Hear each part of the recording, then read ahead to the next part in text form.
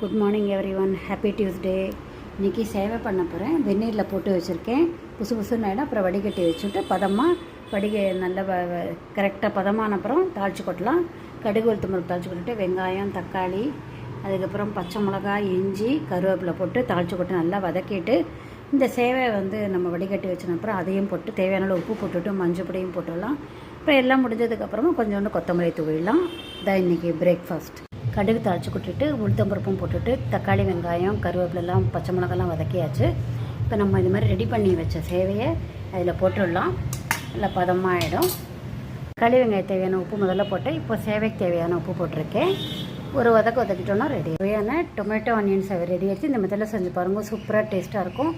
Comment பண்ணுங்கள், subscribe பண்ணுங்கள். Thank you so much for வாட்சிங். கொஞ்சம் நெய்யும் போட்டேன் டேஸ்ட்டுக்கு.